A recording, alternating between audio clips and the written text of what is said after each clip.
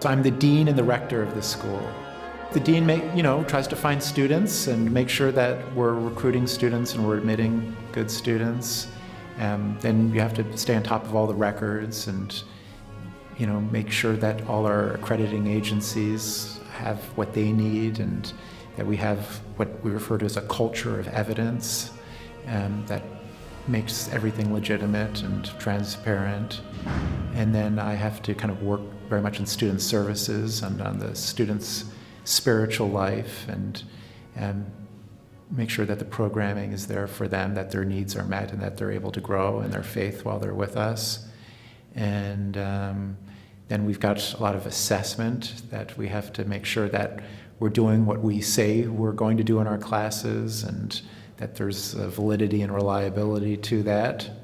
And then just kind of try to promote the school. I teach courses in both the Old Testament and the New Testament. The Old Testament is my specialty, so I teach the introductory courses and courses on prophets, wisdom literature, and then specific maybe exegetical courses at times. And then in the New Testament, I'll take an introduction to the New Testament as well.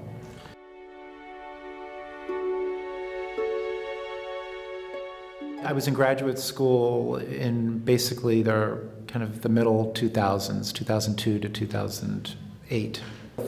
Getting my doctorate. I was at Catholic University of America in Washington, D.C., and Johns Hopkins in Baltimore. But before that, I was involved in parish work, so I just worked in a parish for 3 years, and then they sent me back to school. I guess they figured I screwed that up enough, I needed an education. So I wrote one book called Egypt as a Place of Refuge, and so that's looking at figures from the Bible that go to Egypt for refuge. Oftentimes we think about Egypt as a house of bondage or slavery, but we see that for many people, including Jesus, it was a place of refuge.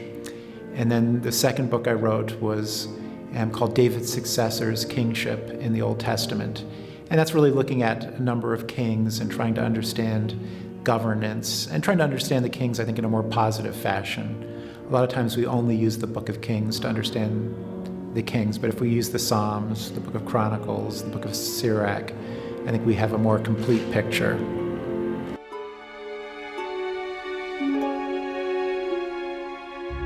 I've always enjoyed the ancient world, and it seemed to me that there was just a lot of good research on Jesus and a lot of good work that had been done in the New Testament, especially in the Catholic world, and that the Old Testament probably needed a little bit more promotion and a little more attention. And so I've always been interested in kind of obscure things, so the more obscure something is, the better.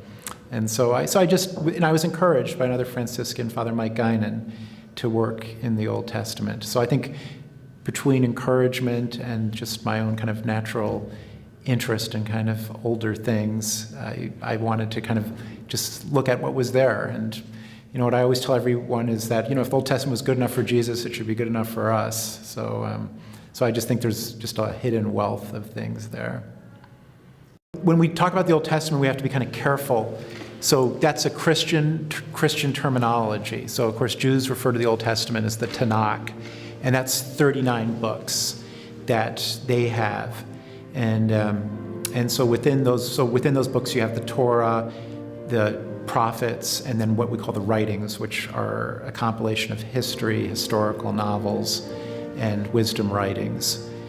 So within our Catholic Old Testament, we have 46 books, and generally the Catholic tradition is more of a Jewish Greek, so Jews who wrote in Greek, whereas the Tanakh is more Jews writing in Hebrew. The Torah is the first 5 books of the Old Testament, and sometimes we call it the Pentateuch as well. So it's part of the Old Testament, and it's a privileged part of the Old Testament. And I think for most Jews, it's the most important part of the Old Testament.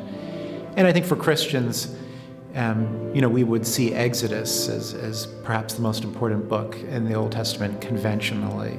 But there's so much more there. And so in many respects, Jesus represents a movement that elevated the prophets and found the prophets to be very important. So that wouldn't be part of the Torah. and then the wisdom literature that we have as well generally isn't part of the Torah.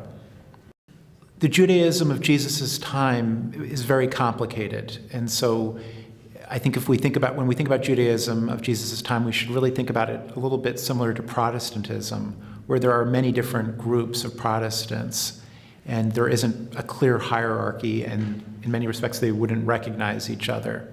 And so I see Jesus as a traditional Jew and very focused on the law and very focused on wanting to, live out the law as clearly as possible. So I would distinguish him a little bit from the rabbinical movement, which ultimately puts the Old Testament second and would put the Talmud first, whereas Jesus is always going to focus on the Old Testament.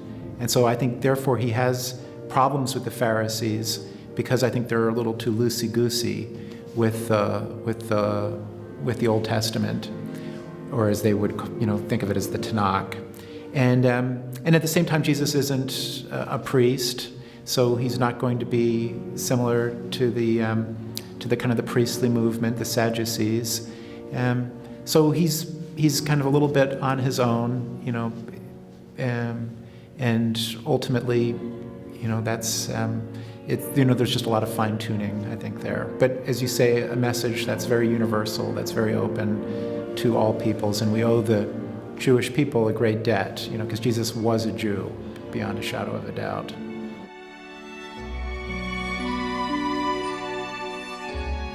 I had the privilege to live in Guatemala for a year, and I spent a fair bit of time in northern Mexico, in Guaymas, and then also in Guadalajara.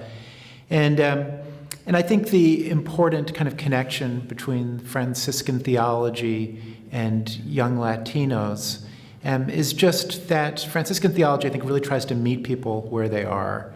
And we are very much focused on how God is described in the first book of Genesis, that God created us in God's image and likeness. And we use that word, or the Genesis uses that word good 7 times in the first chapter. And so when we look at the world, especially the Latino world, we see that goodness. And I think we live in a time where a lot of times people are kind of putting people down or just seeing problems and things like that. And that's really the opposite of a Franciscan view of the world. And so I think that's something to be part of and something to share and something to promote. So I think, the great love that you see for the Blessed Mother throughout the Hispanic world is a great blessing for us as Catholics, and I think it's an impulse to learn more about her and, to see her role within the Church and within the life of Christ. She's a strong biblical figure, and it's good to understand, and this is especially when we read Luke's Gospel, her role within Scripture, and then when we read John's Gospel, we see that as well. I just think that it's very important at this stage to try to kind of learn as much as we can about our faith.